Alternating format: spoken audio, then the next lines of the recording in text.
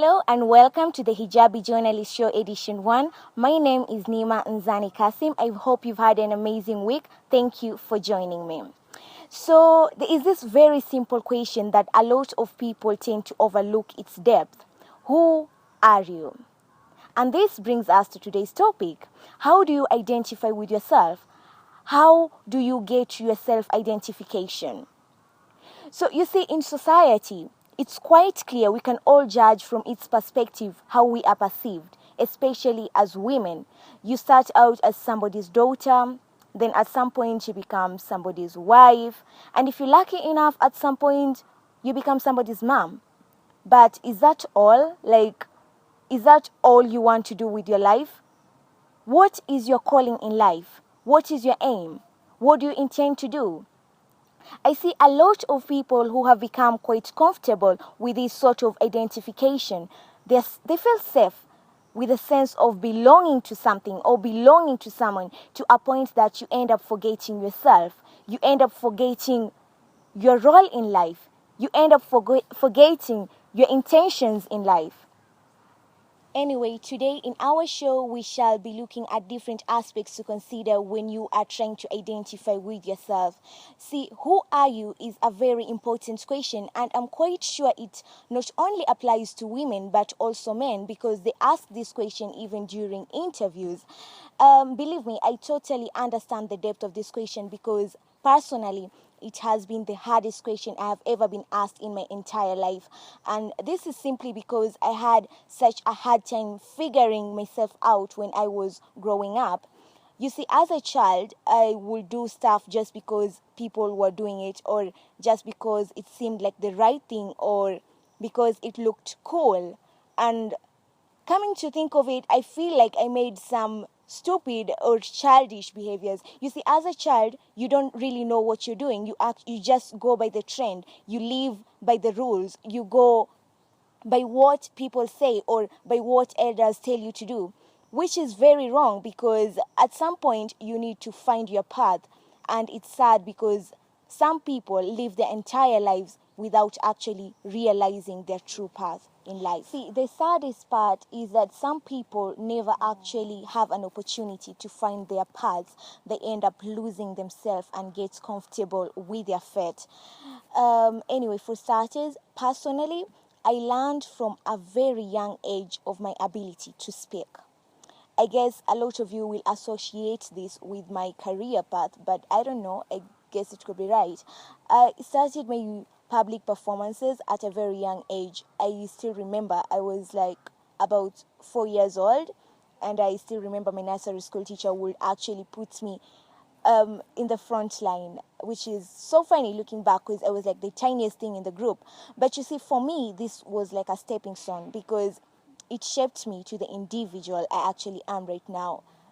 You see, having a voice in society comes with a lot of responsibilities because you tend to develop certain characters along the way. Like, you have to be honest in order to avoid controversies.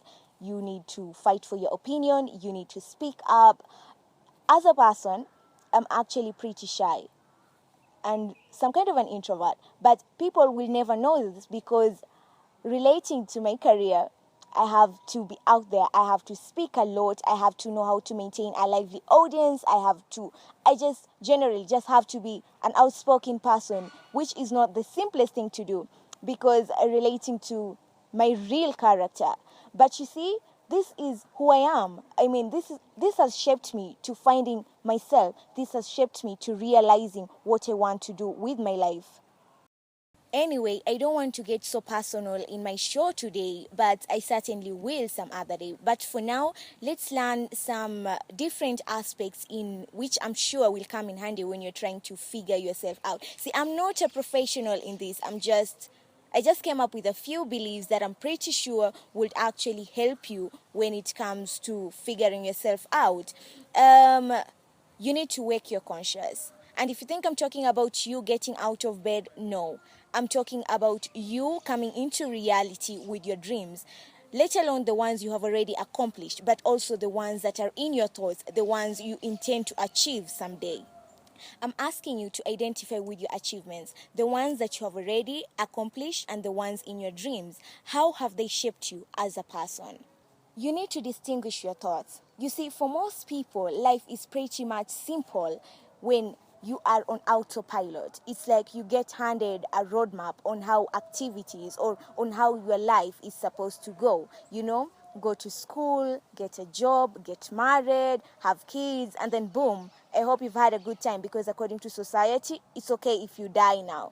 But what have you done in your life that makes you happy? What is it that makes you feel like you have accomplished something with your life? See, for most people, life is pretty much simple when you're on autopilot. It's like you get handed a roadmap on how reality works. Like, you go to school, get a job, get married, have kids, and then boom. I hope you've had a good time because according to society, it's okay if you die now. But does it allow room for you? So sit down with yourself, come up with a few beliefs that are not based on logic. What you secretly believe in. We all have them, right? So what do you actually think? See, society has a very covert way of handling us, appreciating the winners, condemning the losers, idealizing the beautiful. But here's a heads up. These words have absolutely no basis in reality. How do you feel about the world around you? Think about it. What do you actually think is good and what do you actually think is bad? Not based on what somebody else has told you. Feel free to think more concretely. Do you really agree with your parents' political affiliation? Is having a career the most important thing to you? Do you think black glasses make you look cooler? Do you really like partying or do you just do it for the gram? All these words or all these items that you're going through in your mind should help you realize who you actually are. If the answer is no, great.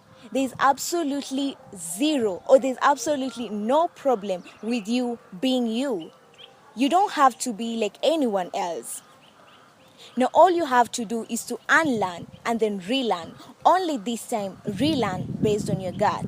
Start relying on yourself. Confidence and self-reliance are the hearts of finding yourself. If you don't have a sense of solid self-worth, you'll find yourself listening to what everyone else has to say. Who am I? This question is not static. It should be one that you keep asking yourself throughout your entire life. See, a regular person reinvents themselves throughout their life. So this question keeps you focused on who you actually are. It updates your understanding of who you are and how you change, not on what you think you ought to be.